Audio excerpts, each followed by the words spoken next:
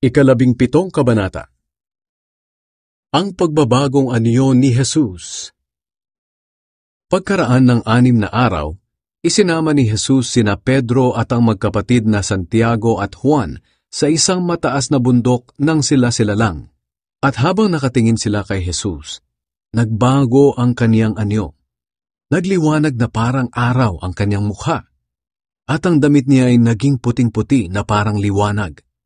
Bigla nilang nakita sina Moises at Elias na nakikipag-usap kay Jesus. Sinabi ni Pedro kay Jesus, "Panginoon, mabutit narito kami. Kung gusto niyo po, gagawa ako ng 3 kubol, isa para sa inyo, isa para kay Moises, at isa para kay Elias." Habang nagsasalita pa si Pedro, nabalot sila ng nakakasilaw na ulap, at may tinig silang narinig mula sa mga ulap na nagsasabing, "Ito ang minamahal kong anak, na lubos kong kinalulugdan. Pakinggan ninyo siya."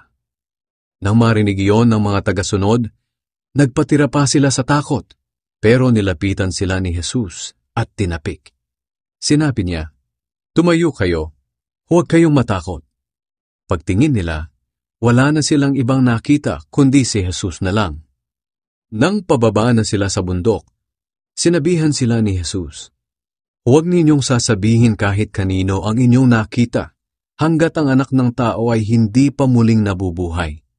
Tinanong siya ng kanyang mga tagasunod, "Bakit sinasabi ng mga tagapagturo ng kautusan na kailangan daw munang dumating si Elias bago dumating ang Kristo?" Sumagot si Jesus, "Totoo iyan.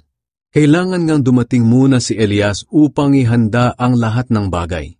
Ngunit sinasabi ko sa inyo, dumating na si Elias. Kaya lang hindi siya nakilala ng mga tao at ginawa nila ang gusto nilang gawin sa kanya. Ganyan din ang gagawin nila sa akin na anak ng tao. Pahihirapan din nila ako." At naunawaan ng mga tagasunod niya na ang tinutukoy niya ay si Juan na tagapagbautismo. Pinagaling ni Jesus ang batang sinasaniban ng masamang espiritu. Pagbalik ni na Jesus sa kinaroroonan ng maraming tao, lumapit sa kanya ang isang lalaki. Lumuhod ito sa kanyang harapan at sinabi, "Panginoon, maawa po kayo sa anak kong lalaki. May epilepsya siya at grabe ang paghihirap niya kapag sinusumpong. Madalas siyang matumba sa apoy at madalas din siyang mahulog sa tubig. Dinala ko siya sa mga tagasunod niyo, pero hindi po nila mapagaling."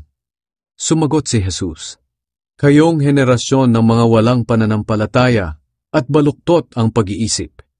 Hanggang kailan ba ako magtitiis sa inyo? Dalhin niyo rito ang bata." Sinaway ni Jesus ang masamang espiritu at lumabas ito sa bata. At gumaling ang bata noon din.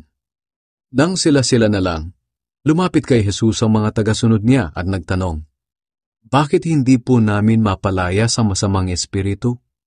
Sumagot si Jesus, "Dahil mahina ang pananampalataya ninyo. Sinasabi ko sa inyo ang totoo.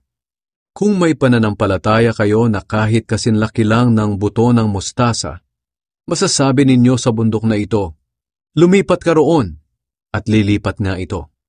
Walang bagay na hindi ninyo magagawa. Ngunit ang ganoong uri ng masamang espiritu ay mapapalayas lang sa pamamagitan ng panalangin at pag-aayuno." Ang ikalawang pagpapahayag ni Jesus tungkol sa kanyang kamatayan. Habang nagtitipon sina Jesus at ang mga tagasunod niya sa Galilea, sinabi ni Jesus sa kanila, "Ang anak ng tao ay pagkakanulo sa kamay ng mga tao. Papatayin nila ako, pero mabubuhay akong muli pagkaraan ng 3 araw. Labis itong ikinalungkot ng mga tagasunod ni Jesus. Pagbabayad ng buwis para sa templo. Pagdating nila sa Capernaum, lumapit kay Pedro ang mga maniningil ng buwis at nagtanong, "Nagbabayad ba ng buwis ang guro ninyo para sa templo?" Sumagot si Pedro, "Oo, nagbabayad siya." Nang makabalik si Pedro sa tinutuluyan nila, tinanong siya ni Jesus, "Ano sa palagay mo, Pedro? Kanino nangongolekta ng mga buwis ang mga hari? Sa mga anak nila o sa ibang tao?" Sumagot si Pedro, "Sa ibang tao po." Sinabi ni Jesus, "Kung ganoon, nangangahulugan na hindi kailangang magbayad ng buwis ang mga anak. Pero kung hindi tayo magbabayad, baka sumama ang loob nila sa atin. Kaya pumunta ka sa lawa at mamingwit.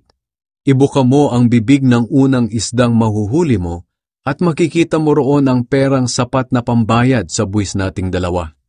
Kunin mo ito at ibayad sa mga nangongolekta ng buwis para sa templo.